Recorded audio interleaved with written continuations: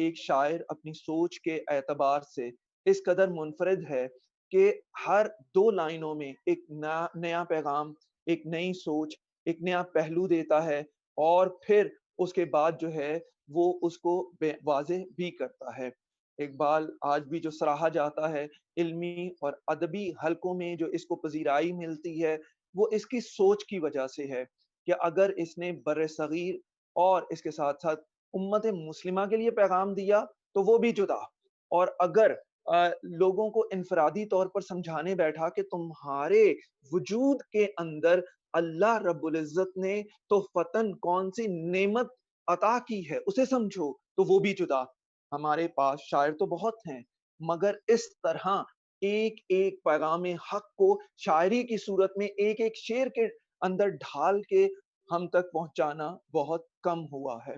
اس وجہ سے اقبال آج بھی جو علمی اور ادبی حلقے میں مشاہیر زمانہ ہیں، وہ اقبال کو سلام کرتے ہیں کہ اقبال کے اندر جو جدت ہے، جو مضمون آفرینی ہے، جو اختصار اور جامعیت کا پہلو پایا جاتا ہے، وہ کہیں اور نظر نہیں آتا۔ یہ چھوٹی بات بیان کرتے ہیں، مکمل بات بیان کرتے ہیں۔ میں چوتھے بند کے مختلف اشعار کو جو ہم پڑھ چکے ہیں اس کو مختصر دہراتا ہوا آگے بڑھوں گا۔ میرے سامنے جو ہیں اپنے چوتھے بند اور ہمارے تدریسی اہداف آپ کو نظر آ رہے ہیں اسکرین پر۔ اس میں سب سے پہلے جو ہمارا مقصد ہے، فکر اقبال، اقبال کی سوچ کو آپ تک پہنچانا ہے۔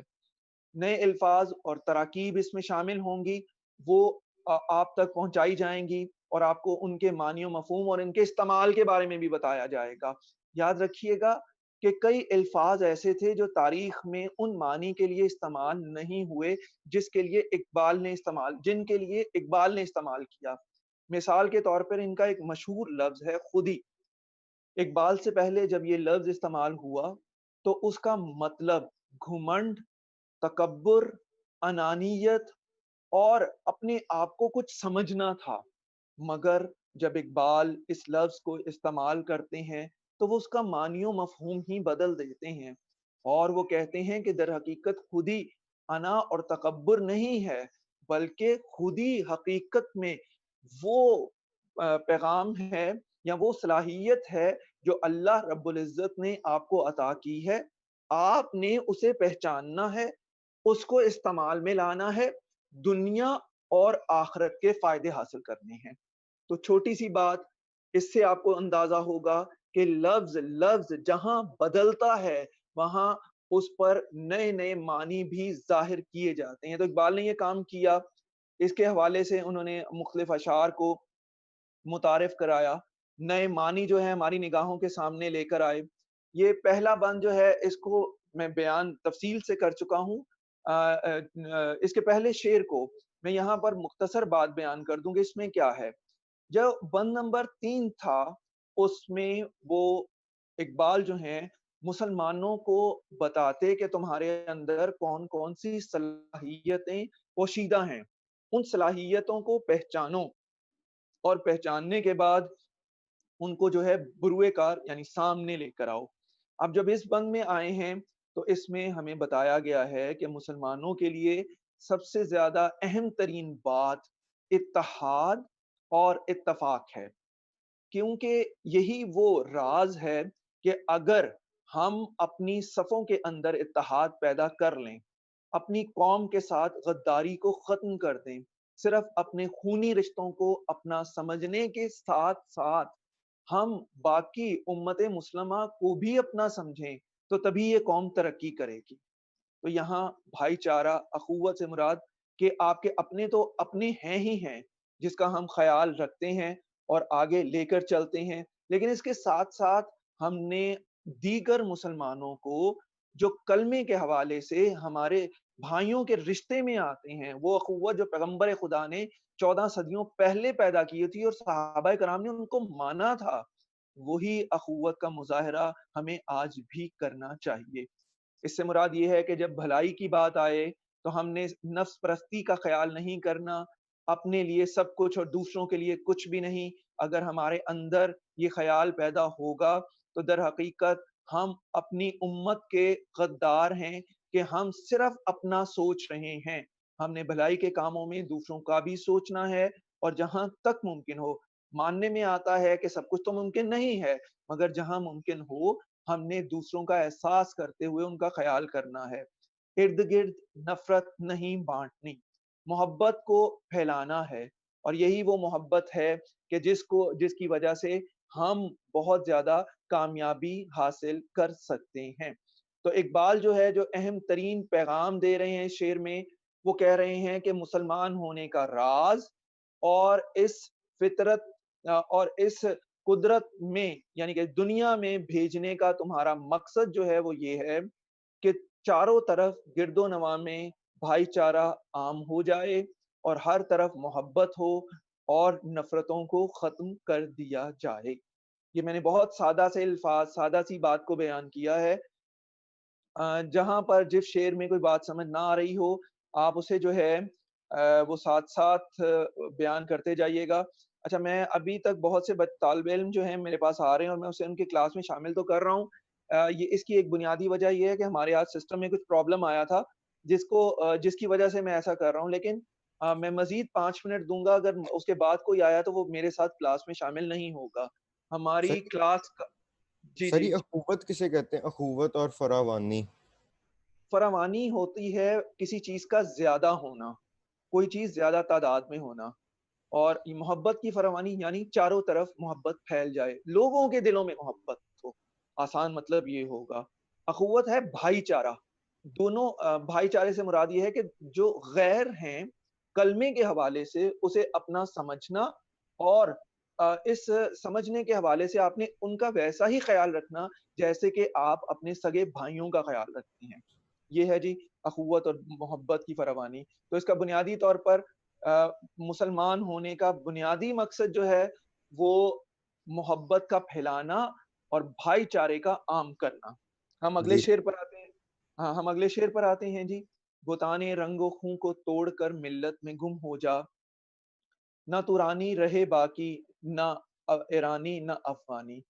اصل میں قوم ایک ہے، ایک ہو کر جب امت مسلمہ رہے گی تو ہمارے جو اس مذہب کو اچھا نہیں سمجھنے والے ہیں، یا باقی جو طاغوتی طاقتیں ہیں، شیطانی طاقتیں ہیں، جو ان کو ختم کرنے پر آمادہ یا تیار ہیں، وہ تبھی پیچھے ہٹیں گی، ورنہ جدا جدا کر کے ہمیں نقصان پہنچائیں گی، جو پوری دنیا میں اس وقت جاری و ساری ہے۔ ہم مختلف گروہوں اور مختلف حصوں میں بٹے ہوئے ہیں، الگ الگ حصے میں الگ الگ طریقے سے ہمیں نقصان پہنچایا جا رہا ہے۔ تو اقبال ہمیں پیغام دیتے ہیں کہ اپنے ایرانی ہونے، اپنے افغانی ہونے یا اپنے تورانی ہونے پر فخر مت کرو، بلکہ اصل فخر اور اصل جو تمہارے لیے قابل عزت بات ہے وہ تمہارا مسلمان ہونا ہے۔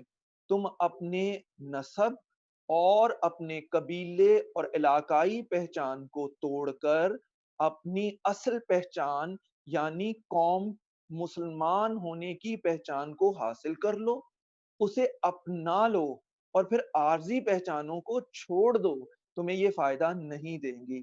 جب تم قرآن سے وابستہ ہوگے، اپنے دل کو اپنے نبی سے وابستہ کر لوگے، تو تب تمہیں احساس ہوگا کہ تمہارے وجود میں روشنیاں اتری ہیں، اور تم نے حقیقی معنی میں اس دین سے فائدہ حاصل کیا ہے۔ ابھی وہ فائدے ہمیں اس طرح نہیں مل رہے ہیں۔ تو اقبال پیغام دے رہے ہیں کہ عارضی پہچان جو نسب کی ہے، جو قبیلے اور علاقے کی ہے، اسے چھوڑو، اور اصل پہچان جو مسلمانوں کی ہے، یعنی کہ مسلمان ہونا اور اللہ کا بندہ ہونا ہے، اس کو حاصل کر لو، اس میں اتنے کھو جاؤ کہ اس کے بعد مختلف علاقائی پہچانیں تمہارے لیے بے معنی ہو جائیں۔ یہ اقبال کا اہم ترین موضوع تھا کہ جس میں وہ ہمیں بار بار کہتے ہیں کہ ایک ہو کر رہو، تمہارا مالک اللہ ایک ہے، تمہارا پیغمبر ایک ہے، تمہاری کتاب ایک ہے، اور تم اگر اپنے صفوں میں اتحاد پیدا کر کے ایک ہو جاؤ گے تو کامیابی تمہارا مقدر ہوگی۔ یہ میں نے مختصر کیا ہے اس شعر کو، اور اس کے مفہوم کو سمجھا رہا ہوں۔ याद रखिएगा, मफ़हूम को समझाना ज़रूरी इसलिए है कि आपके पेपर में उन्होंने एनालिसिस, तज्ज़िया पूछना है। उन्होंने शेर के अंदर जो बेसिक बात है, उसके ऊपर तबसरा पूछना है। अगर आप वो तबसरा करने में कामयाब हैं, तो आप कामयाब हैं और नंबर गेन कर लेंगे। और अगर आप बेसिक बात को ही नहीं समझ रहे हैं, तो आपके लिए बहुत से मसाइल खड़े हो जाएँगे। ठीक है जी, बाकी जो तफ़सील है मैंने पहले भी बताई है। बुत क्या है? बुत ख़याल में हिंदुओं के बुत तो वो सामने हैं जिनकी परस्तिश करते हैं। मुसलमानों के बुत ख़याली बुत होते हैं, कि जिसमें वो अना कभी तो वो अपनी अना के अंदर कैद होते हैं और कभी जो है वो मुख्तलिफ अंदाज से और बहुत सी बातों में उलझे होते हैं। तो इकबाल जो हमें पैगाम दे रहे हैं, वो यही कह रहे हैं कि ये बुतों का जो अंदाज तुम लोगों ने अपना रखा है, दर हकीकत इससे बाहर आओ। जब तुम इससे बाहर आओगे तो कामयाबी मिल जाएगी। मैंने अपने तौर पे इसे मुख्तसर किया है। कोई अभी भी बात पूछनी हो तो हैंड रेज़ करें। मैं उसके अनम्यूट करके उससे उसका सवाल सुनता हूँ और मज़ीद वज़ाहत कर देता हूँ जी। कोई नहीं है जी, तो आगे हम बढ़ते हैं। हमारा तीसरा शेर है। इसी का बकिया हिस्सा है, इसे आपको पहले पढ़ा दिया गया है, इसे आप खुद देखेंगे। अब जो है आगे हम बढ़ते हैं। मयाने शाख साराने सुहबते मुर्गे चमन कब तक, तेरे बाजू में है परवाज़े शाहीने कोहस्तानी। अच्छा जी, इकबाल को एक शर्फ़ ये भी हासिल है कि जो वो बात करते हैं मुनफ़रिद और जुदा करते हैं। तराकीब उनकी पैदा करदा भी हैं और उसके साथ-साथ उसको खूबसूरती से इस्तेमाल भी उन्होंने सिखा दिया। यानी कि अपनी सोच और लफ्ज़ों के तख्लीक़-कार इकबाल खुद हैं और फिर जैसे समझाते हैं, उनका अंदाज़ भी मुनफ़रिद और जुदा होता है। यहाँ पहले शेर में मुख्तलिफ़ लफ्ज़ों को ऐसे एक मिसरे में कैद किया गया है, एक मिसरे में परो दिया गया है, जैसे कोई जौहरी खूबसूरत मोतियों को एक लड़ी में परोता है। मयान का लफ्ज़ी तर्जुमा है दरमियान, शाखसारान शाख ब्रांचेज़ की का तर्जुमा है शाखसारान शाख की जमा है और कई शाखों को कहा जाता है। सोहबत ताल्लुक है, साथ है, मुर्ग परिंदे को कहा जाता है और चमन बाग है। अब लफ्ज़ी तर्जुमा ये होगा कि बाग के परिंदों की सोहबत में कि तुम शाखों के दरमियान कब तक बैठे रहोगे? तुम्हारे बाजू में कोहिस्तान, कोहिस्तान पहाड़ी इलाका है, जहाँ पर बुलंदो बाला पहाड़ हों। वहाँ पर कुछ शाहीन, उकाब परिंदे रहते हैं, जिनकी परवाज़ें उससे भी बुलंद हैं।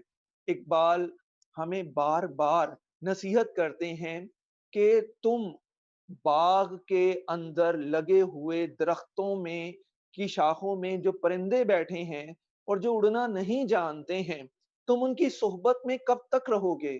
क्योंकि तुम तो वो हो कि तुम्हारे बाजुओं के अंदर परवरदिगारे आलम ने, दो जहां के मालिक ने उकाब, बुलंद पहाड़ों पर रहने वाले उकाब की ताकत वदीयत की है। वदीयत करने का एक लफ्ज़ इस्तेमाल किया मैंने। वदीयत का मतलब है गिफ्टेड क्वालिटी, जो जो बाय बर्थ बॉडी के अंदर, दिल और रूह के अंदर पाई जाए, उसे कहकर पुकारते हैं। एक अब जब हम शाहीन की बात करेंगे तो हमें पता होना चाहिए कि शाहीन के अंदर क्वालिटी कौन-कौन सी है। शाहीन के अंदर एक ये खूबी है कि वो बहुत बुलंदी पर परवाज़ करता है। दूसरी खूबी ये है कि वो हमेशा शिकार ज़िंदा परिंदे का करता है, मुर्दार पर नहीं झपटता। वो दुनिया की लज़्ज़तों में नहीं खोता, वो अपना आशियाना नहीं बनाता, उसके मकासद बहुत बुलंद होते हैं, वो हमेशा अपने मकसद को मद्देनज़र रखता है और कभी भी मुर्दार की तरफ नहीं बढ़ता। मुर्दार का एक लफ्ज़ इस्तेमाल कर लिया, मैं उसको भी साथ-साथ समझाता जाऊँ। पैगम्बर खुदा ने फरमाया, दुनिया एक मुर्दार है और उसका चाहने वाला कुत्ता है। क्योंकि ये वो कैटेगरी है कि जिसमें मुर्दा चीज़ की तरफ ये जिन्स जो है वो बहुत तेज़ी के साथ बढ़ती है। समझाने का मकसद ये था कि ए मुसलमानों, तुम्हारा मकसद ज़ाते हक़ परवरदिगार आलम है। تم دنیا کی خواہشات میں ڈوب مت جانا، کیونکہ تم سے بلند مقاصد پورے ہوں گے۔ اللہ رب العزت نے اہم مقصد تمہارے سینے میں رکھا ہے، اور وہی مقصد کامیابی کی طرف بڑھانے کے لیے تمہیں دنیا میں بھیجا گیا ہے۔ ٹھیک ہے جی، یہ بلند ترین مقاصد ہیں۔ تو اقبال وہ کہتے یہ ہیں کہ اے مسلمان اپنے آپ کو پہچان، دنیا کی لذات میں کھونے سے باز رہ، کہ تو بہت بلند طاقتیں رکھتا ہے اور آخر کار اپنے مقصد میں کامیابی حاصل کر لے گا۔ اچھا جی، یہ جو ان میوٹ ان میں سے ابھی محمد سعد نے ہینڈ ریز کیا، میں نے اسے ان میوٹ کیا ہے، آپ خود اپنے ہم کو ان میوٹ کر کے جو بات کرنی ہے آپ کریں جی۔ پھر پھر شعر کے مطابق اللہ نے مسلمانوں کے خاص طاقت دی ہوئی ہے، جس کی وجہ سے اقبال کہہ رہے ہیں کہ اللہ نے ہاں نیچرلی کہ مسلمانوں کے ہاں دی ہوئی ہاں بعضوں جی، میں طاقت۔ بالکل۔ پھر وہ وہ کیا ہے، وہ کیا ہے میں میں طاقت میں کیا میں ہے؟ بتاتا ہاں میں بتاتا ہوں۔ اگر آپ قرآن پاک کا مطالعہ کریں تو انہوں نے کہہ رہی یہ رہے ہیں اقبال کہ تمہیں ایمان دیا گیا ہے، ایمان کی وجہ سے اللہ رب العزت نے اپنی آخری الہامی کتاب قرآن نازل فرمایا، اور وہ تم تک پہنچا ہے۔ تم اس کے اندر معنی و مفہوم جو چھپے ہوئے ہیں ان کو سمجھتے ہو اور جانتے ہو۔ قرآن اللہ کا پیغام ہے، وہ تمہارے سینے میں ہے، اسے سمجھو، اور سمجھنے کے بعد اپنے گرد و نواح میں جو لوگ رہتے ہیں ان تک وہ پیغام پہنچاؤ، تاکہ وہ بھی دنیا میں کامیابی اور فلاح حاصل کریں اور اخروی زندگی میں بھی کامیابی حاصل کریں۔ ٹھیک ہے جی۔ نہیں سر، میں پوچھ رہا ہوں طاقت کیا ہے مسلمانوں کے پاس، جس قرآن کا سوال قرآن قرآن کو طاقت کہا گیا ہے، اور اللہ کے ساتھ تعلق کو طاقت کہا گیا ہے۔ یہ ہے ابھی چونکہ جب وائی فائی کا کنیکشن آن ہوتا ہے تب آپ کو پتا چلتا ہے کہ سگنل کہاں سے آ رہے ہیں اور کیا کیا فائدے مل رہے ہیں۔ اسی طرح آپ بنیادی طور پر چونکہ مسلمان گھرانوں میں ہم لوگ پیدا ہوئے ہیں تو ہم یہ تو کہتے ہیں مسلمان ہیں، لیکن ہم اللہ رب العزت کو اتنے قریب سے ابھی نہیں جانتے ہیں۔ تو جس وقت انسان اللہ سے محبت کرتا ہے تو وہ قرآن کے اندر جو اس کے اندر تجلیات اور روشنیاں موجود ہیں وہ دل پر اترتی ہیں، نئی نئی سوچ پیدا ہوتی ہے، اور آخر کار خود بھی طاقتور بن جاتا ہے اور گرد و نواح کے لوگوں کو بھی طاقتور بنا دیتا ہے۔ یہ میں مختصر کر رہا ہوں۔ ٹھیک ہے۔ ٹھیک ہے جی۔ ابھی تک میرے پاس اسٹوڈنٹ آ رہے ہیں، کائنڈلی یہ لاسٹ اسٹوڈنٹ ہے جسے میں ایڈمٹ کر رہا ہوں، اور اس کے بعد کوئی اور میرے پاس بچہ نہیں آئے گا۔ اگر آپ کا کوئی انٹرنیٹ کا پرابلم ہے تو کائنڈلی اسے ریزالو کریں، کیونکہ یہ مناسب نہیں ہے کہ اینڈ تک ہمارے پاس بچے آتے رہیں۔ یہ سارے کا سارا آپ کی رپورٹ میں جنریٹ ہو رہا ہوتا ہے کہ کون کہاں سے کس وقت آ رہا ہے اور کس وقت جا رہا ہے۔ چلیں جی، میں آگے بڑھتا ہوں تاکہ یہ بند کم از کم ہمارا آج ختم ہو جائے، ہمارے پاس وقت مختصر ہے۔ گما آباد ہستی میں یقین مرد مسلماں کا، بیاباں کی شب تاریک میں قندیل رہبانی۔ یہ ایک مشکل شعر ہے، اس میں تشبیہ کو استعمال کیا گیا ہے اور بات کو سمجھانے کی کوشش کی گئی ہے۔ میں شعر کی وضاحت سے پہلے جو تشبیہ ہے اس کو بتا دوں کہ وہ کیا ہے اور وہ کس طرح استعمال کی جا رہی ہے۔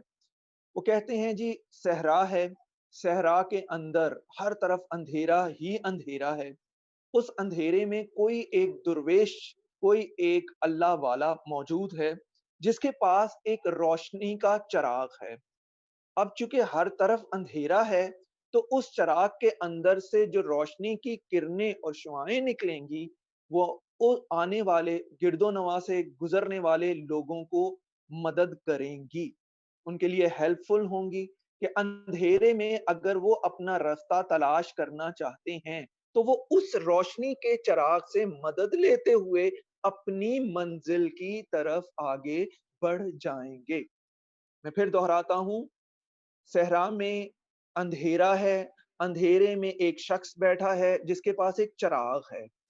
اندھیرے میں چونکہ کچھ نظر ہی نہیں آتا ہے، اس وجہ سے وہ چراغ کی روشنی رہبر بن جائے گی اور اس روشنی میں ہمیں منزل نظر آئے گی۔ اب یہ شخص کون ہے اور روشنی کون ہے، یہ جو ابھی سوال کیا گیا تھا اس کا جواب بھی اگلے شعر میں خود ہی دے رہے ہیں۔ وہ شخص جو صحرا میں بیٹھا ہے وہ مسلمان ہے جو جس کے ارد گرد اندھیرا ہے، اور وہ روشنی جو قندیل یعنی چراغ کی صورت میں ہاتھ میں ہے، وہ قرآن اور پیغمبر کی تعلیمات ہیں۔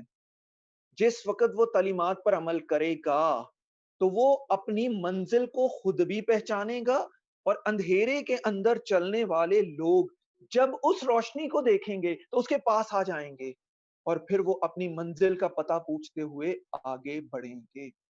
اقبال یہ اس لیے مسلمانوں کو کہتے ہیں تمہارے اندر اللہ کی ذات کا بھروسہ، اللہ کی ذات پر جو یقین ہے، وہ در حقیقت یہ وسوسوں اور وہم کی دنیا میں سب سے کامیاب ترین طاقت ہے۔ یقین ایک خیال ہے کہ میں اللہ کو مانتا ہوں، میں اس کے سامنے سر جھکاتا ہوں، وہ میرا مالک ہر حالت میں میرا مددگار ہوگا۔ جب ہم یہ سوچتے ہیں تو ہمارا یقین پختہ ہوتا ہے، اور غیب سے روشنیوں کی طاقت شعاؤں کی صورت میں ہمارے دل کو مضبوط کرتی ہے، اور جن کو خدا صاحب نظر کرتا ہے وہ اس روشنی اور اس طاقت کو دیکھنے لگتے ہیں۔ عوام کے لیے، عام لوگوں کے لیے یا عام آپ کے لیے پیغام یہی ہے کہ اپنے اندر اللہ کی ذات پر بھروسے کو پختہ کرتے چلے جاؤ، کیونکہ یہی وہ بھروسہ ہے کہ جیسے جیسے تم حاصل کر لو گے تو یہ دنیا کے اندھیرے کو ختم کرے گا، اور پھر اللہ کے پیغام کو تمہارے ذریعے لوگوں تک پہنچا دے گا۔ ٹھیک ہے جی۔ اور باقی جو دوسرے مصرے کو مثال کے طور پر، تشبیہ کے طور پہ دیا ہے، وہ میں پہلے سمجھا چکا ہوں، بیاباں کی شب تاریک میں قندیل رہبانی۔ اس سے ریلیٹڈ کوئی سوال، کوئی ہینڈ ریز کرنے؟ میں نے کوشش کی ہے کہ بڑی سادگی سے اسے بتا دوں، کیونکہ اقبال ویسے تو مشکل ہے، لیکن جب اس کے معنی و مفہوم کو پتہ چل جاتا ہے تو ہم اس کو بیان کر سکتے ہیں۔ سر یہ پیغام یہ سر یہ جی جی، پہلے مصرے کا مختصر کر کے آپ بتا سکتے ہیں؟ مرد مسلمان، مسلمان آدمی، تو مسلمان آدمی ہم لوگ عام مسلمان ہیں، ٹھیک ہے، مرد انہوں نے ویسے کہا ہے۔ یقین اس کے اندر ایمان، ایک مسلمان کا ایمان جو ہے اس شک سے بھری ہوئی دنیا میں بالکل ایسے ہے، ہستی زندگی کو کہتے ہیں، گمان خیال کو کہتے ہیں۔ ہم جس دنیا میں رہ رہے ہیں، ہمارے ہاں بیسکلی وسوسے اور پریشان خیالیاں بہت زیادہ ہیں جو ہمیں اللہ کے قریب نہیں جانے دیتی۔ اس میں اقبال ہمیں پیغام یہ دے رہے ہیں کہ اس وسوسے اور وہم و گمان کی بنی ہوئی دنیا میں مسلمان کے اندر جو اللہ کی ذات پر بھروسہ اور یقین پایا جاتا ہے، اس کی مثال بالکل ایسے ہے جیسے کہ اندھیری رات میں ایک درویش، ایک شخص بیٹھا ہو، اس کے ہاتھ میں چراغ ہو، وہ چراغ سے خود بھی فائدہ لے رہا ہو، اور اسی چراغ سے اسی لمحے دنیا بھی فائدے لیتے ہوئے آگے بڑھ جائے۔ ٹھیک ہے جی، مجھے امید ہے کہ یہاں تک سمجھ آیا ہوگا۔ ہم آگے بڑھتے ہیں، یہ وہی بات ہے، اسے آپ خود پڑھیں گے، میں نے لاسٹ ٹائم جو ہے وہ بڑی تفصیل کے ساتھ اسے بتا دیا تھا۔ اب آگے ہے اس کا 5واں شعر ہے جی، ہمارے تقریباً 15 منٹ باقی ہیں۔ مٹایا کیسر و کسریٰ کے استبداد کو جس نے، وہ کیا تھا؟ زور حیدر، فقر بوذر، صدق سلمانی، صدق سلمانی۔ اب کیسر و کسریٰ، اس میں مشکل الفاظ پہلے ہم دیکھ لیتے ہیں، پھر ہم تشریح کی طرف اور وضاحت کی طرف جائیں گے۔ قیصر نبی پاک کے دور میں جو دو سلطنتیں سپر پاورز کے طور پہ سامنے آ رہی تھیں، ان میں سے ایک جو ہے وہ روم کی سلطنت تھی، جو بھی اس وہاں پر تخت نشین بادشاہ ہوتا تھا اسے قیصر کہہ کر پکارا جاتا تھا۔ دوسرا جو ہے کسریٰ ہے، کسریٰ خسرو پرویز کو کہا جاتا ہے۔ خسرو پرویز ایران کے بادشاہوں کا لقب تھا، اپنے دور کے مشہور بادشاہ تھے، اور پیغمبر خدا کے جو معجزات ظاہر ہوئے جب وہ اس دنیا میں تشریف لائے، تو اس میں دو معجزات بہت مشہور ہیں۔ ایک تو آتش کدائے ایران، فارس ایران میں جہاں آگ جل رہی تھی اور تقریباً 3500 سال سے وہ بجھی نہیں تھی، وہ جو ہے آگ پیغمبر خدا کے تشریف لانے سے از خود بجھ جاتی ہے۔ اور دوسرا خسرو پرویز جو کسرا کا بادشاہ تھا، جو کسرا جسے کہا جاتا تھا ایران کے بادشاہوں میں سے تھا، جس محل میں وہ رہا کرتا تھا اس محل کے اندر دراڑیں پیدا ہو گئیں، اس کے اندر جب دراڑیں آئیں تو اس نے باقاعدہ نجومیوں سے اس کی وجہ پوچھی تو وجہ انہوں نے بتائی۔ بہرحال یہ ایران کے بادشاہ اپنے دور میں اقبال اسی تاریخی حوالے کا ذکر کرتے ہیں، اور اس کو ہم ایک اور بھی میں آپ کو بات بتاؤں کہ تاریخی نام جو استعمال کیے جا رہے ہیں وہ بھی بہت امپورٹنٹ ہیں۔ ان میں سے ایک نام استعمال کیا جا رہا ہے حیدر، ایک ہے بوذر، تیسرا ہے سلمان۔ اب ان کا مختصر تعارف تو میں کروا دیتا ہوں ابھی۔ پہلے شعر میں ایک لفظ ہے استبداد۔ استبداد کا مطلب ہے ظلم و ستم۔ اس دور میں روم اور ایران کے بادشاہ اپنی روایات کے مطابق جو ہے وہ ظلم و ستم کر رہے تھے، اور وہی ظلم و ستم تھا کہ جن کا جو لوگوں کو چین سے رہنے نہیں دیتا تھا اور ان کے لیے بہت زیادہ اذیت کا باعث بھی تھا۔ حیدر حضرت علی کرم اللہ وجہہ کا لقب ہے، اور اس نام سے وہ پکارے گئے، طاقتوں کے منبع جو ہیں وہ کہلاتے ہیں، مظہر العجائب ان کے القابات ہیں۔ اللہ رب العزت کی طرف سے خاص نعمتیں اور طاقتیں عطا کی گئیں۔ نبی پاک صلی اللہ علیہ وآلہ وسلم نے ان کو اپنا بھائی کہا، اور اس کے ساتھ بہت سی جنگوں میں آپ بہت سے غزوات میں رسول خدا کے ساتھ رہے، اور طاقت، شجاعت، بہادری میں بے مثل تھے۔ صحابہ کرام کے درمیان ایک نمایاں ہستی جو تھے حضرت علی کرم اللہ وجہہ ہیں، کہ جنہوں نے بہت سے ظلم و ستم کو برداشت بھی کیا اور جنگوں میں مہارت بھی دکھائی، اور خاص طور پر جو ہے فتح خیبر کا واقعہ ان کا بہت زیادہ مشہور و معروف ہے۔ فقر کہتے ہیں درویشی کو۔ بوذر حضرت ابو ذر غفاری ہیں، یہ اصحاب صفہ میں سے ایک تھے، آپ نے 10th میں ان کے بارے میں پڑھا ہوگا۔ یہ ایک ایسے صحابی ہیں کہ جو رسول خدا صلی اللہ علیہ وآلہ وسلم کے ساتھ بہت محبت کرتے تھے، اپنا سب کچھ جو ہے وہ مکہ المکرمہ میں چھوڑ آئے، اور آخر کار جب مدینہ المنورہ میں پہنچے تو بے یار و مددگار تھے، صفہ میں رہے۔ نبی پاک نے ان کی تعلیم کی طرف خاص توجہ دیتے اصحاب صفہ کی طرف، تو ان کا تعلق بہت اچھا رہا، اور آخر کار جو ہے یہ بھی مسکینی کے عالم میں جو ہے ایک ویرانے میں ان کا وصال ہوتا ہے۔ وہ ایک تفصیل ہے، لیکن یہاں پر تفصیل کی ضرورت نہیں ہے ہمیں، آپ تفصیل جو ہے کہیں سے بھی ان کے بارے میں پڑھ سکتے ہیں۔ ان سے مراد یہ لیا جا رہا ہے کہ وہ رویہ جو کہ جناب ابو ذر غفاری کا تھا وہ بہت عمدہ تھا اور بہترین تھا۔ بہت سے اصحاب کا وہ رویہ تھا کہ جنہوں نے اللہ کو پہچانا، غربت، تنگ دستی، بدحالی میں بھی اللہ کا دامن نہیں چھوڑا۔ وہ سمجھتے تھے کہ ہر چیز اسی کی طرف سے آئی ہے، ان کا یہ ایمان تھا کہ ہر چیز دوست کی طرف سے جو بھی آتا ہے وہ بہتر ہی ہوتا ہے۔ وہ اللہ کو اپنا دوست کہتے تھے، اور پھر ساری زندگی اس دوستی کا بھرم رکھتے رہتے تھے۔ تو حضرت ابو ذر غفاری کے رویوں میں سے ہے حضرت حیدر، جناب علی المرتضیٰ کا زور، طاقت، وہ بہادری، بہت سے صحابہ کرام میں بہادری کے جوہر دکھائے، اور انہی بہادری کے جوہر کی وجہ سے اسلام پھیلا۔ تیسرا ہے صدق سلمانی، صدق سچائی کو کہتے ہیں۔ سلمان، حضرت سلمان فارسی، یہ بھی آپ پریویس کلاسز میں پڑھ کر آئے ہیں۔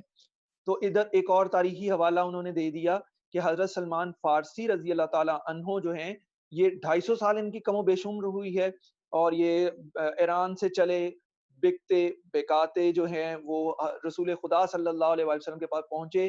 پہلے پارسی مذہب سے تھے، پھر عیسائیت کی طرف گئے، عیسائیت سے جب پیغمبر خدا کو دیکھا تو نشانیوں کو دیکھ کر جو ہے وہ دین اسلام میں داخل ہوئے، اور ساری زندگی جو ہے حضرت اور ان کے اہل بیت کی غلامی میں گزار دی۔ تو یہ ان کی خاص باتیں ہیں، 3 اصحاب کا بیان ہے، اور دیکھتے ہیں کہ اقبال ہمیں اس کے ذریعے کیا سمجھاتے ہیں۔ اب میں اس کا مفہوم بیان کرنے لگا ہوں۔ اقبال کہتے ہیں کہ روم اور ایران کے ظلم و ستم کو ختم کرنے والی کیا چیز تھی؟ اگر تم آج بھی تاریخ کا مطالعہ کرو تو تمہیں پتہ چلے گا کہ ان میں صحابہ کرام کی طاقت، شجاعت، ہمت، بردباری، اور حضرت علی المرتضیٰ شیر خدا کی طاقت حضرت ابو ذر غفاری کی درویشی اور سادگی اور حضرت سلمان فارسی کی سچائی، یعنی کہ صحابہ کرام کا جذبہ ایمانی بہت زیادہ اہم تھا۔ جب انہوں نے اللہ کو مانا، اس کے سامنے سر جھکا دیا، تو ساری زندگی اسلام اور اور نبی پاک کی محبت میں گزر گئی، اور یہی وجہ تھی کہ اسلام پھیلا، اور جہاں پر یہ جاتے تھے لوگ جو ہے ان کے رویوں کو اور ان کے کردار کو دیکھ کر دین میں داخل ہوتے تھے۔ اب اس کو میں نے کچھ ادبی سے الفاظ میں لکھا ہے۔ اقبال مسلمانوں کو مخاطب ہوتے ہوئے کہتے ہیں کہ تو کیسر و کسریٰ یعنی روم اور ایران کے بادشاہوں کی جابرانہ حکومتوں اور دنیاوی جاہ و جلال کو جانتا ہوگا، مگر یہ بھی ذہن نشین کر لے کہ شیر خدا حیدر کرار کی طاقت ایمانی اور ان کے زور بازو، حضرت ابو ذر غفاری رضی اللہ تعالیٰ عنہ کی درویشی اور قناعت نے، اور حضرت سلمان فارسی رضی اللہ تعالیٰ عنہ کی سچائی کے عظیم سرمایے نے اس ظلم کو ختم کیا۔ یعنی کہنا یہ چاہ رہے ہیں کہ اگر ہم ان تاریخی ناموں کی پیروی کرتے ہوئے ان جیسی صفات اپنا لیں تو ہم بھی کامیاب ہو سکتے ہیں۔ ٹھیک ہے جی، یہ 5واں شعر مکمل ہوا۔ کوئی سوال اس سے ریلیٹڈ؟ جیسے بات کا مطلب کیا ہوتا ہے؟ جی بیٹا مجھے سمجھ نہیں آئی، ریپیٹ کریں گے آپ؟ ہیلو، اگر آپ میری آواز آپ تک پہنچی ہے، ریپیٹ کریں گے آپ نے کیا پوچھا ہے؟ میں آپ کو انمیوٹ کر دیتا ہوں تاکہ ہم جو ہے، اور باقی بچے بھی اگر پارٹیسپیٹ کرنا چاہیں ہیں تو آپ کا یہ مقصد یہاں پر کلاس میں آنے کا گونگے بہرے بن کر بیٹھنا نہیں ہے، آپ جو ہے اس میں اچھے انداز سے پارٹیسپیٹ کریں، آپ پوچھیں اور میں جواب دوں گا۔ جی سر میں نے پوچھنا تھا کہ تنقیدی سوال کے اندر ہم لوگ ان اشعار کو کیسے مطلب شامل کریں گے؟ ہاں یہ ایک اچھا سوال ہے۔ اب اگلے ہفتے جو آپ کو ایک کویسچن ملے گا وہ تیسرے بند سے ریلیٹڈ ہوگا۔ پہلے میں سوال لکھوں گا، پھر ہدایات کے اندر اس کے تمام اہم نکات لکھوں گا، اور پھر اس کے بعد ریفرنسز کے شعر بھی وہاں پر بتا دوں گا۔ ہوتا یہ ہے کہ سب سے پہلا پیراگراف آپ کو رائٹر کے بارے میں دینا ہوتا ہے، پھر اس کی تھیم کو ڈسکس کرنا ہوتا ہے، پھر اپنی بات کو سالڈ کرنے کے لیے آگے شعر لکھ دینا ہوتا ہے۔ سمجھ؟ تشریح میں یہ ہے کہ آپ نے پہلے شعر اور پھر وضاحت کرنی ہے۔ پیپر میں آپ کو وہ تشریح نہیں پوچھ رہا، وہ کہہ رہا ہے کہ اقبال کی سوچ بتاؤ، وہ سوچ آپ نے پہلے ڈسکس کرنی ہے پیراگراف کے اندر۔ جب میں سوال دوں گا یا جس وقت آپ کو نوٹس اس میں بھیجے جائیں گے تو وہ اس پیٹرن پر بنے ہوئے ہیں۔ بلکہ آپ نے وہ دیکھا ہے جو پہلا فنی محاسن میں دیکھیں کہ سب سے پہلے ایک ٹائٹل گیون ہے، پھر پیراگراف گیون ہے، پھر اس کے بعد شعر گیون ہے۔ سیم پیٹرن سے آپ کو جواب دینا ہے، اس کو آپ فالو کریں۔ ہمارے پاس وقت مختصر ہے، میں اسے 3 اشعار ہیں تو میں یہ بند کمپلیٹ کروا دوں، انشاءاللہ پھر آگے بڑھیں گے۔ ہوئے احرار ملت جادہ پیما کس تجمل سے، تماشائی شگاف در سے ہیں صدیوں کے زندانی۔ اچھا یہاں پر بھی لفظ مشکل ہیں مگر مفہوم بڑا آسان ہے۔ احرار حر کی جمع ہے، احرار کہتے ہیں آزاد بندے۔ آزاد جو اقبال یہاں پر لے رہا ہے وہ جو کسی کی غلامی سے آزاد ہو، یہاں غلامی سے آزادی اقبال کا ایک اہم موضوع ہے۔ وہ چونکہ بر صغیر بھی غلام تھا، دنیا میں بھی غلامی عام تھی، تو وہ اسے بھی چھڑانا چاہ رہے ہیں۔ ملت قوم، جادہ پیما، جادہ پیما کہا جاتا ہے چلنے والا، راستے پر چلنے والا۔ تجمل شان و شوکت، تماشائی دیکھنے والا، کوئی بھی چیز یعنی کہ وہ نظارہ جو کر رہا ہے اس کے لیے وہ تماشائی ہیں۔ تماشائیوں نے نظارے کا بھرپور لطف اٹھایا، تو تماشائی شگاف سوراخ ہے، دروازہ ہے، صدیوں زمانوں زندانی، زندان سے یہ لفظ لیا گیا ہے۔ زندان کہتے ہیں قید کو، زندانی قیدی۔ اچھا جی، اس کا مطلب یہ ہے کہ آزاد لوگ اپنی منزل اور مقصد پر کس شان و شوکت سے آگے بڑھتے ہیں۔ صدیوں کے قیدی آج بھی زمانوں سے گزر کر تاریخ کے اوراق میں ان کو دیکھ رہے ہیں۔ میں دوبارہ ریپیٹ کرتا ہوں مفہوم کو، پھر میں آگے بڑھوں گا۔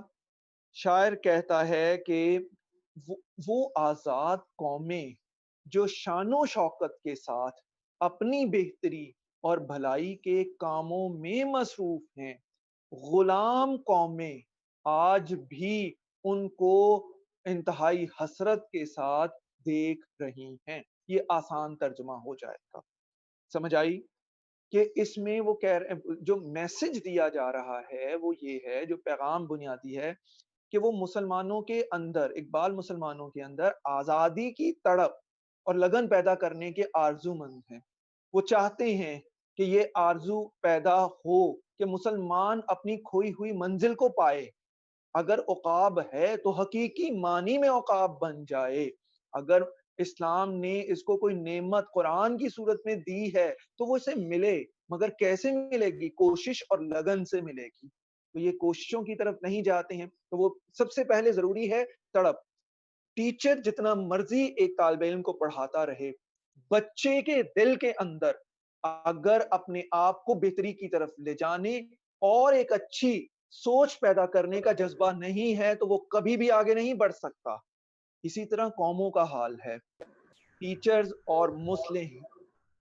یہ کائنڈلی اپنے آپ کو میوٹ کریں جو بھی ہیں اس وقت، ورنہ مجھے میوٹ آل صرف 2-3 منٹ ہیں تو اس میں اسی طرح آپ جو کوئی سوال پوچھنے ہیں ہینڈ ریز کریں۔ اچھا جی، قومیں ہوں یا طلباء ہوں یا قومیں ہوں، مصلحین اور اساتذہ یہی کام کرتے آئے ہیں کہ ان کے دل میں لگن اور شوق پیدا کرتے ہیں، جس کی وجہ سے غلامی کی زنجیریں ٹوٹتی ہیں، آزاد فضا میں سانس لیتے ہیں۔ تو اقبال ملت اسلامیہ کو کہہ رہے ہیں، غلامی میں جکڑے ہوئے قیدیوں اٹھو، دیکھو کس طرح ملت کے آزاد لوگ، آزادی حاصل کرنے والے لوگ شان و شوقت کے ساتھ منزل کی طرف بڑھ رہے ہیں۔ ابتدائی دور میں مسلمانوں نے آزادی تن آسانی سے حاصل نہیں کی، بلکہ سخت محنت اور جد و جہد سے حاصل کی ہے، اور ہمیں بھی یہی کہہ رہے ہیں۔ وہ احرار ملت مراد آزاد ترک بھی ہے۔ اس دور میں ترکوں کے علاقوں پہ قبضہ کیا گیا، مگر کچھ علاقے آزاد کروائے، تو انہوں نے پیغام یہ دیا کہ اگر وہ کروا سکتے ہیں تو تم کیوں نہیں کروا سکتے، لہٰذا کوشش کرو۔ دیکھو مجاہدین اسلام اور مجاہدین اسلام امت مسلمہ کے فاتح کس شان و شوکت سے اپنی منزل کی طرف بڑھ رہے ہیں۔ جی بیٹا، یہ صرف جو ہینڈ ریز کر رہے ہیں، کوئی بات پوچھنی ہے تو پوچھیں جی۔ سر وہ پوچھنا تھا، پچھلے شعر کا مین مطلب یہی تھا نا کہ وہ کوشش کرنے کا درس دے رہے ہیں ہمیں۔ ہاں، غلام قوم کو آزادی کی طرف بڑھنے کے لیے کوشش کرنا، اور اگر ہم غلام نہیں ہیں تو ہم سوچوں کے غلام ہیں، اس سے بھی باہر نکلنا، یہ ہمارے لیے ضروری ہے۔ ٹھیک ہے جی، اب وہ حوالے میں لے آتے ہیں۔ اب چونکہ پہلی جنگ عظیم کے بعد لکھی گئی تو اس دور کا اہم ترین واقعہ جو ہے وہ پہلی جنگ عظیم ہی ہے، جس میں ترکوں اور جس میں جرمن کا اور انگریزوں کا آپس میں مقابلہ ہوا تھا، اور ترکی نے جرمنی کا چونکہ ساتھ دیا، جرمنی پر حد لاگو کی گئی، نقصانات پہنچایا گیا، ترکی پر بھی کیا گیا، ٹکڑے ٹکڑے کر دیا گیا۔ اب ترکی نے اپنے آپ کو کچھ بہتر کیا تو وہ اس کو اپریشیٹ کرتے ہیں۔ وہ کیا کر رہے ہیں؟ ثبات زندگی ایمان محکم سے ہے دنیا میں۔ ثبات کا مطلب ہے قائم رہنا، محکم کا مطلب ہے مضبوط، المانی کے المانی سے بھی پائندہ تر نکلا ہے تورانی۔ المانی کہتے ہیں جرمنی کا باشندہ، جرمنی میں رہنے والا، جرمن جو ہے اس کو اردو میں المانی کہا گیا۔ تورانی یہ ترک قوم کے لیے، توران جو ہے وہ ترکی کے علاقے کا نام ہے۔ ٹھیک ہے، اقبال اس میں وہ کہہ رہے ہیں کہ ایمان کی پختگی کا ذکر ہے، ایمان کی پختگی، اللہ پر بھروسہ۔ وہ کہتے ہیں کہ اس دنیا میں زندگی کا قیام اور مضبوطی جو ہے اللہ پر پختہ ایمان کی وجہ سے ہے۔ جب تک انسان اپنے عقیدے پر قائم نہیں ہوتا تب تک اس کے عمل کی کوئی بنیاد نہیں ہوتی۔ بنیادی طور پر ضروری جو ہے وہ سوچ اور خیال کی آبیاری اور ایک نہج پہ ڈھالنا ہے۔ جیسے جیسے آپ اپنی سوچ کو بہتری کی طرف لے کر جاتے ہیں ویسے ویسے آپ کامیابی حاصل کر لیتے ہیں۔ اقبال یہ کہتے ہیں کہ ایک مسلمان کی بنیاد ایمان ہے، اس کی ساری زندگی جو ہے، تمام زندگی کا دار و مدار جو ہے اسی کے اصول و ضوابط پر ہے، اور وہ جب عمل کرتا ہے تو اس کے مثالی نتائج بھی سامنے آتے ہیں۔ وہ نتیجہ دوسرے مصرے میں بتا رہے ہیں. اسی وجہ سے تو ترکی جو ہے وہ جرمنی سے بڑھ کر نکلا. جرمنی کے باشندے اور ترانیوں کے درمیان وہ موازنہ کر رہے ہیں اور وہ کہہ رہے ہیں کہ اگر دیکھا جائے تو پھر اس جنگ کے بعد ترکوں نے اپنے آپ کو سنبھالا, کچھ بہتری لے کر آئے, مگر اس وقت جرمنی اس طرح مقابلہ نہیں کر پایا. پہلی جنگ عظیم میں ترکی نے جرمنی کا ساتھ دیا. جنگ میں جرمنی کو شکست, انگریزوں سے شکست ہوئی. ترکی کو بھی بہت سے نقصانات کا سامنا کرنا پڑا. اقبال جرمنوں کا ترکوں سے مقابلہ کرتے ہیں کہ اگرچہ ترک لوگوں نے گہرے سگم کھائے ہیں لیکن جرمنی کے مقابلے میں ترکوں نے خود کو مستحکم کیا ہے. جرمنی کے پاس ساز و سامان کا کوئی مقابلہ نہیں کر سکتا تھا. اس میں اسلحہ, بارود اور باقی چیزیں بہت زیادہ تھیں, مگر وہ قوم ہار گئی اور مقابلے کی تاب نہ لا سکی. اب اس کے برعکس ترک تھے, سامان جنگ کم ہے لیکن اللہ پر بھروسہ ہے. جرمن جو ہے اپنے عہد نامے کو صلح میں بدلوا نہ سکے, مگر ترکوں نے تلوار کے زور پر اپنے عہد نامے کو ٹکڑے ٹکڑے بھی کر دیا, نیا عہد نامہ منوایا اور جو آزادی کا پروانہ بنا. اور یہی وہ ایمان کی پختگی تھی کہ جس کی وجہ سے ان کو کامیابی مل گئی. آخری شعر ہے جی, اس کو ہم اگلی دفعہ بھی کریں گے کیونکہ ہمارا وقت ابھی مختصر ہے. میں اسے مختصر بیان کر دوں, اسے آپ پڑھیے ختم گا. ہو گیا. ہاں جی, ختم تو ہو گیا شعر. جب اس میں ایک لائن بول کر بند کر دیتا ہوں, اس سے چلیں جی. جب اس انگارہ خاکی میں ہوتا ہے یقین پیدا تو کر لیتا ہے یہ بالوں پرے روح الامی پیدا. انگارہ خاکی, مٹی کا بنی ہوئی آگ, مٹی میں آگ کا انگارہ, تو مراد انسان ہے. انسان مٹی سے بنایا گیا, انگارے سے مراد ایمان ہے. جب انسان کے اندر اللہ کی ذات پر یقین پیدا ہو جاتا ہے نا, وہ کہتے ہیں کہ پھر اس کی پرواز ہی جدا ہوتی ہے. اس کی پرواز جبریل امین جیسی ہوتی ہے, جو سدرۃ المنتہا سے چلتے ہیں, لمحے کے اندر وہ زمین پر پیغمبر کے پاس پہنچ جاتے ہیں. اسی طرح جب آپ اللہ کی ذات پر بھروسہ پختہ کر لیتے ہو تو پھر ہر منزل تمہارے سامنے آ جاتی ہے. تو یہ ہمیں سمجھایا جا رہا ہے. ٹھیک ہے جی, یہاں تک کوئی بات پوچھنی ہو؟ سر وہ کتاب میں تو لکھا ہوا کہ ہر بند کے بعد نا ایک ڈارک کر کے بولڈ کر کے ایک شعر لکھا ہوا ہے, وہ کیا سمری ہوتی ہے؟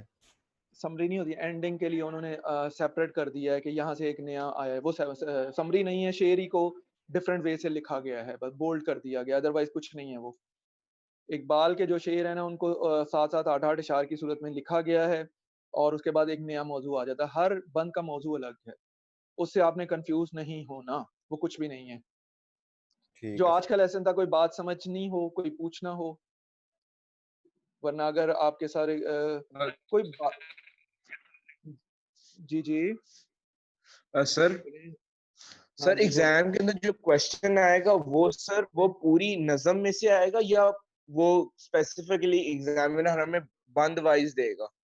نہیں بیٹا, وہ نظم دے گا, لیکن جب بھی ہم اپنے بچوں کو کویسچن کرواتے ہیں, ایک تو انہیں لکھنا سکھانا ہوتا ہے, دوسرا جو ہے ہم کچھ ایسے رینڈملی کویسچن بناتے ہیں جو ہر جگہ ایڈجسٹ ہو جاتے ہیں. یہ وجہ ہے. تو وہ ہو جائے گا انشاءاللہ, میں آپ کو ساتھ ساتھ بتاتا رہوں گا, سمجھاتا رہوں گا اور دے دوں گا. ابھی تو صرف پڑھ رہے ہیں تو ہو سکتا ہے آپ کو مشکل لگ رہا ہو, انشاءاللہ بعد میں ایسا نہیں ہوگا. کوئی اور سوال, ورنہ ہم جو ہے اپنی لیسن کو اوور کریں. تھینک یو سو مچ. میں جب سوال پوچھتا ہوں تو کائنڈلی کوئی بول دیا کریں, آپ گونگے بہرے نہیں ہیں.